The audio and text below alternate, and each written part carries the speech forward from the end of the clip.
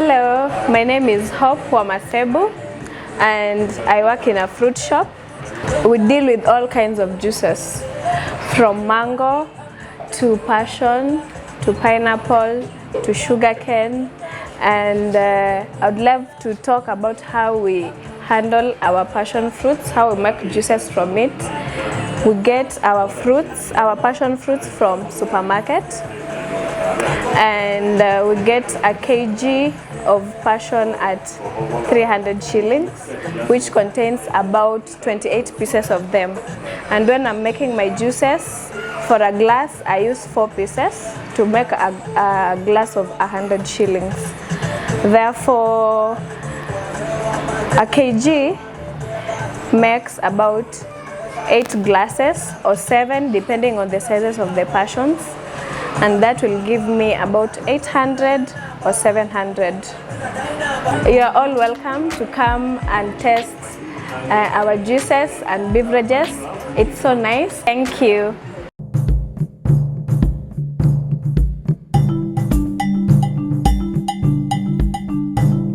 What is your perfect way of making your own money? Welcome to Kilimo ni Mali. My name is Diskay Sawene, and today I welcome you to a 1.3 acre piece of land under passion fruit farming. So guys, let's just get in and get to learn 1 or 2 things about passion fruit farming together with my fellas inside here.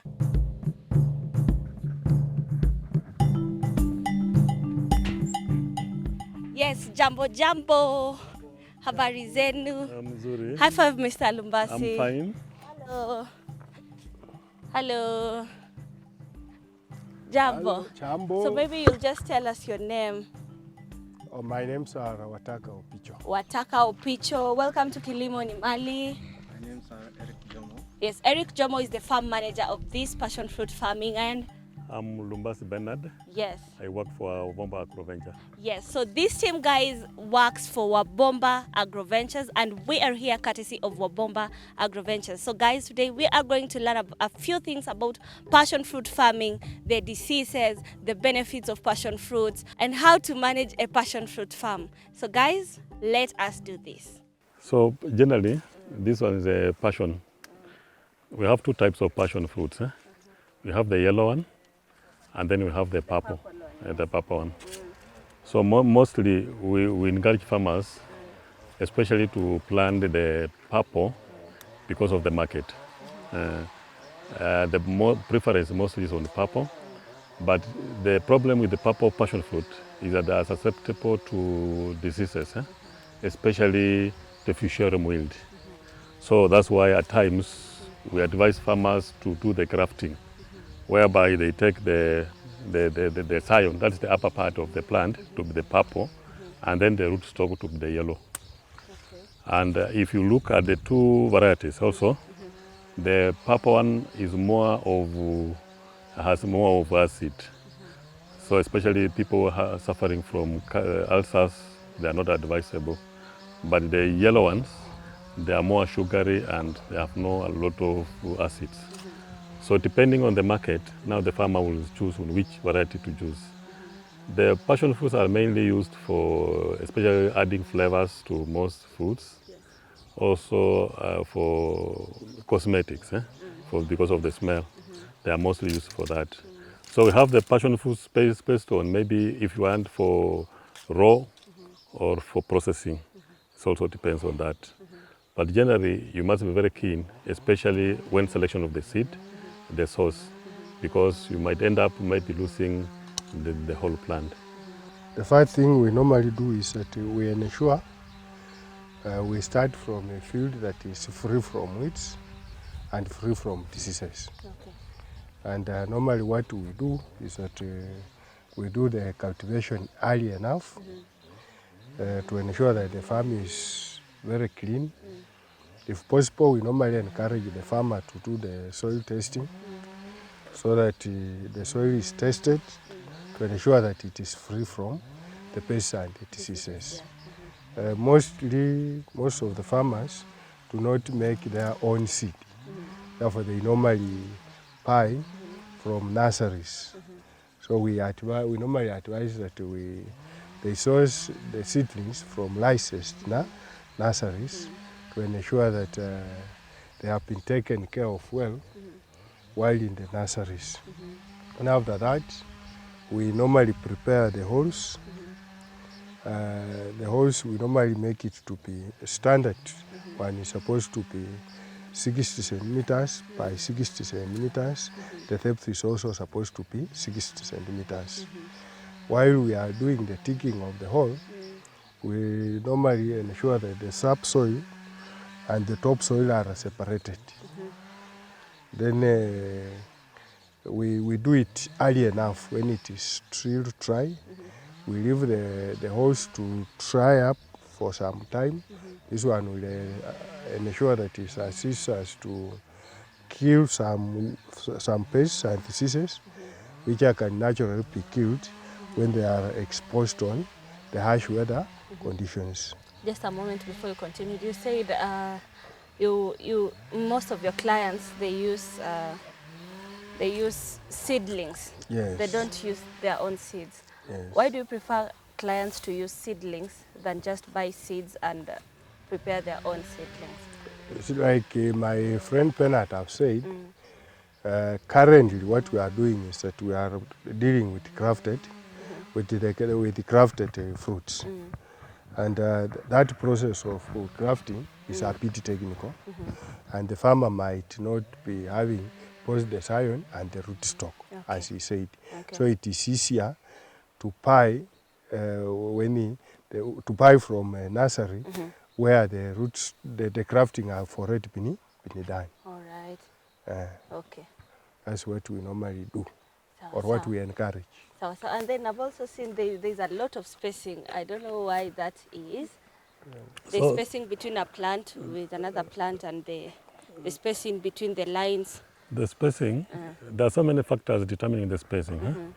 One is soil fertility.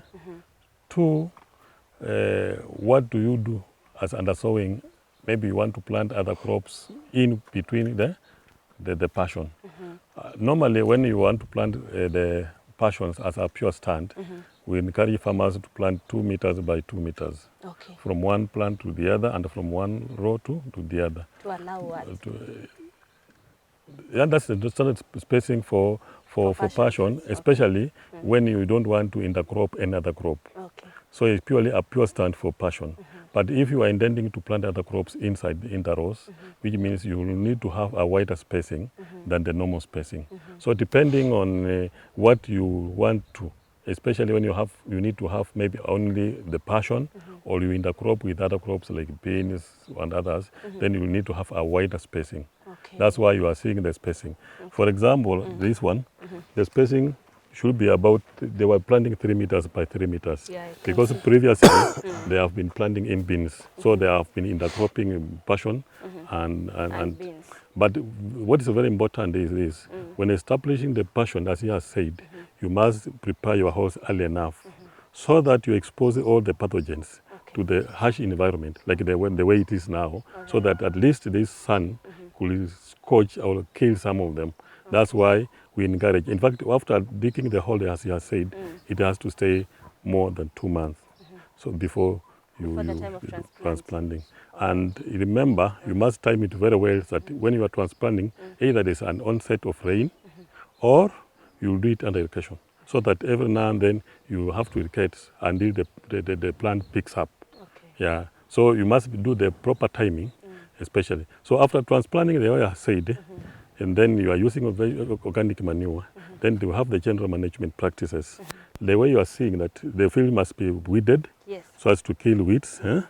Also, you must do what we call staking and trailing. What is that? Staking means you lead the plant because we have the trails upwards. The way you are seeing, these are the trails. The trails, because the plant has to trail along maybe the wire. Mostly we use the wire.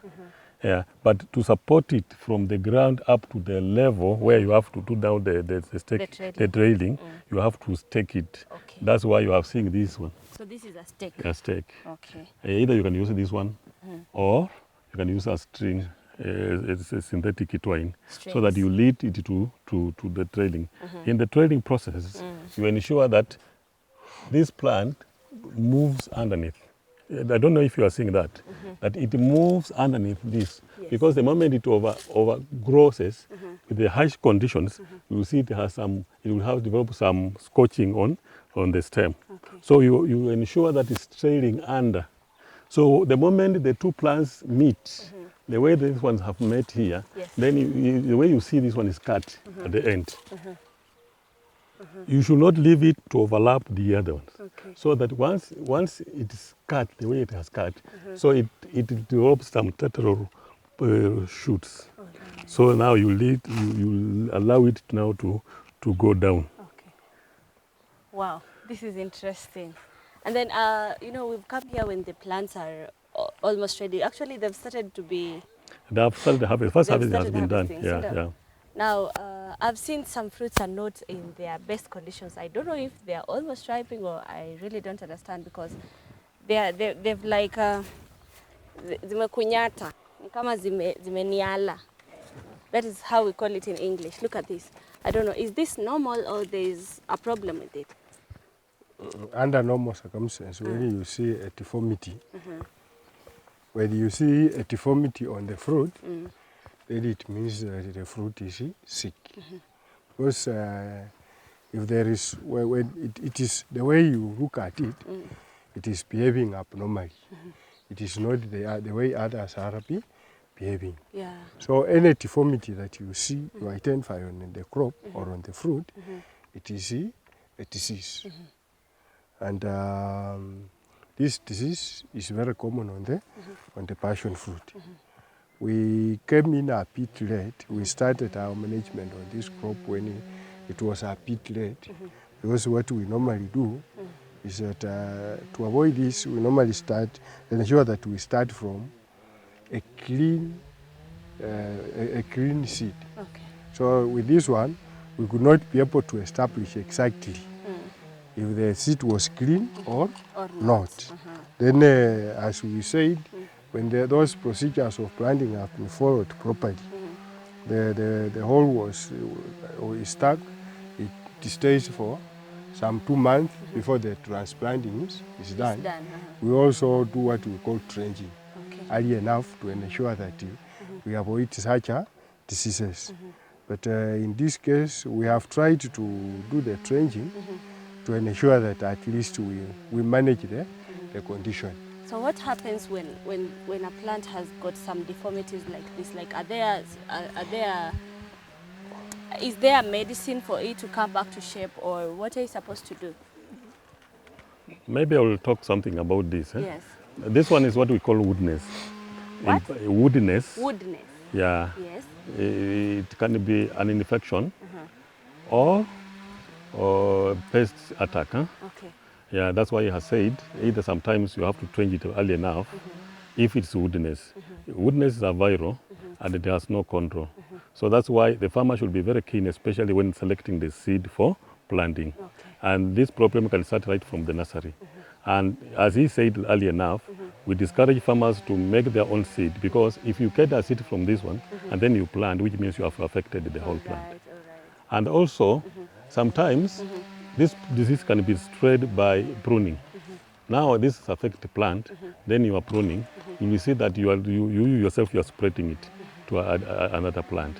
So what we encourage the farmers is that always try to keep the field clean, select the proper seed, and then be very cautious when you are pruning. And the way you are seeing him is pruning. So you ensure that when you are pruning, you have a disinfectant. So that any time you prune and you go to another plant, you must disinfect it before. Otherwise, you must spread. So in general, to answer your question, is that this one might be caused by a pest or the woodiness and it's a viral. So at times what we say, if you have identified early enough, what you do is you have to uproot Okay. and then remove it completely. And this hole should be left and unplanted for a period of time. Okay. Yeah.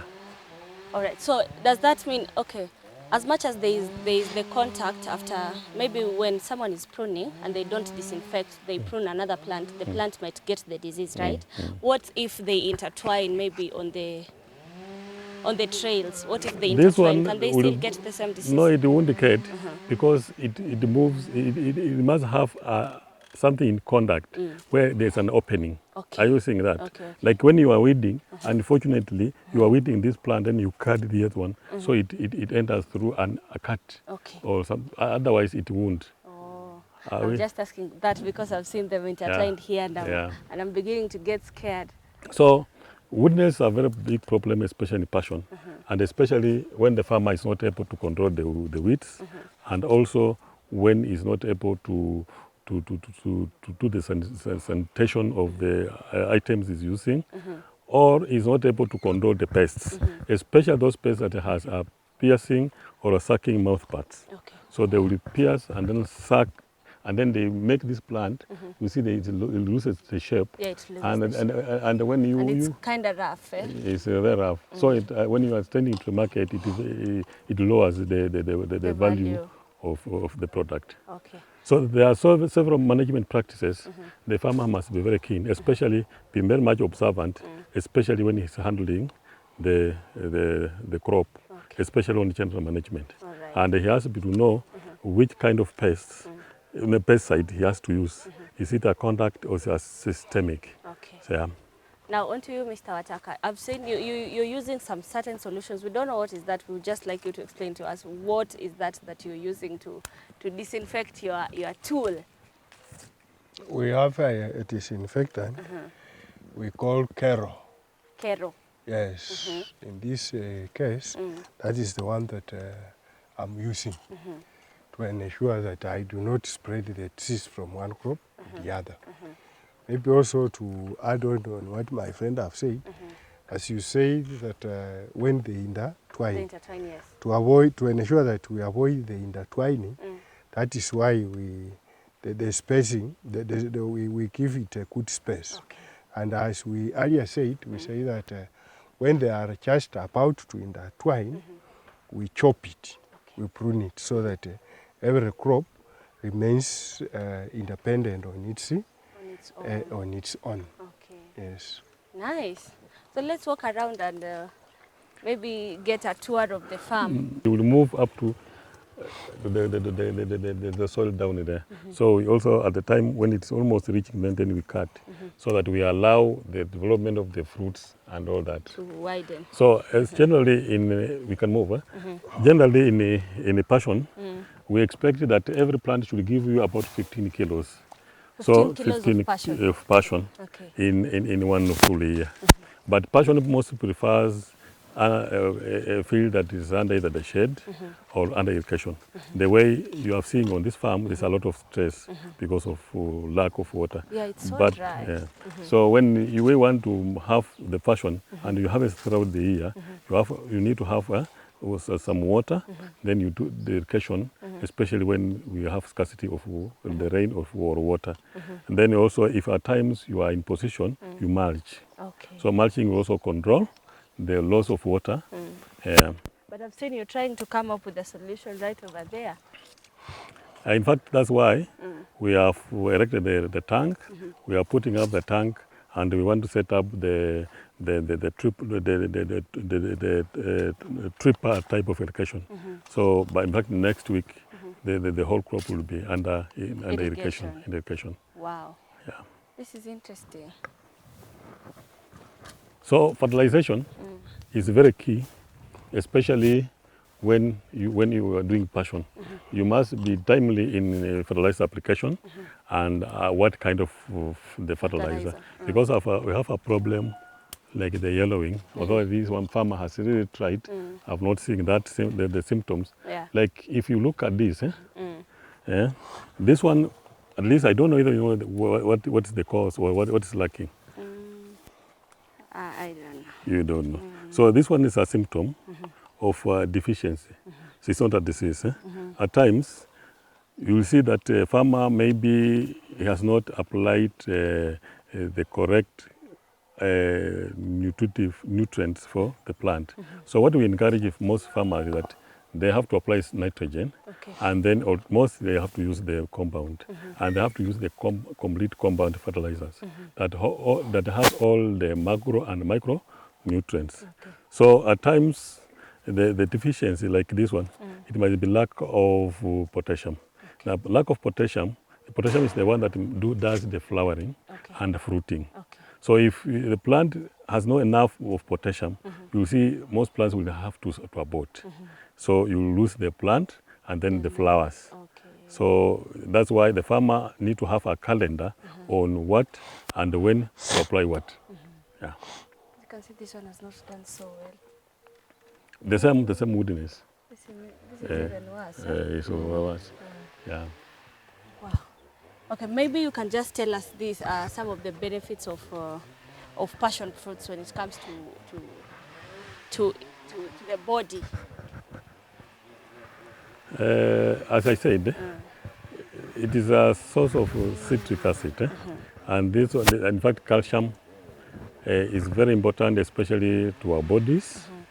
Also, as I said, it is added to some mostly food to add flavor, and then also at times they are used for cosmetics, especially you ladies use this one as that. So it has more benefits. And also, if you look at now the size of the land and the outcome that will come out and the management practices, passion fruits is cheaper compared to any other. Because you look at the inputs and then you compare with other activities or farm activities, you will see that when the farmer has established the passion, he has a potential to get more of money compared to other enterprises. Maybe there are listeners or there are people who are watching out there, they really want to get like to the exact numbers of what you're talking about. So let's talk of an acre of land. Like approximately how much is someone supposed to invest, and like how much return are they going to get? You know, like passion, the return, the inputs almost comes only once, because the seedling of passion, it goes at most at 50 shillings, but others sell even at 20 shillings. In 1 acre, we expect to have about 1,000 seeds or seedlings. So if you are having 1,000 seedlings in an acre, then you maybe every plant gives you 15 kilos, which means you will get about 25,000 or 15,000, between 15,000 to 20,000 tons or kilos. Now, if you are selling a kilo at 80 bob or 100, in fact, in this farm, we are selling at about almost up to 200 per kilo. If you can calculate within a year, compared to any other prices, you see this one it gives you more. Yeah. And a well-managed farm of passion fruits can go up to how many years? It depends on the management. If you manage it well, and then you control the pests and the diseases, the passion can go up to even 6 years, depending on the management practices. And you know, you only invest it once. Others are just variable costs that comes because of fertilizer, weeding, and all those. Yeah. And they keep on fruiting, so your work is to come and harvest. And the harvest. Oh, wow. Yeah. That is interesting. And then we have some of us don't know how to store passion fruits. Because you go to the market, you buy some passion fruits, and then you go back to the house, they become retarded. Whatever the name. So what are the best means or the best ways to store your passion fruits whenever you're with them at home? Either you have the freezer, or sometimes we train farmers, if you have time, you have to look at it. You train farmers on how to can preserve the passion using the natural way. So we train farmers on how they can make their own natural freeze at home, so that you are very sure that they won't. And also, you also advise that the farmers should harvest the passion when there's ready market. Yeah. What an awesome tour of a 1.3 acres of passion fruit farming here at Malinda Village in Kabula Ward. And oh my God, if you want to invest, then this is the best. Provided you follow the rules and proper farm management of passion fruit farming, oh my God, guys, you're going to reap. We're told you reap what you sow. So if you invest in this and you take good care of your farm, then definitely you're going to get something out of this. And whenever you want to give value addition for your prime land, or you want to do farming in a certain way or in a large way, large scale, and any kind of farming, you can reach out to Wabomba Agroventure. We will be leaving their link or their numbers down here so that you can reach out to them. And oh my God, guys, they do an amazing job. So guys, till next time, remember, this is Kilimo ni Mali. So guys, see you.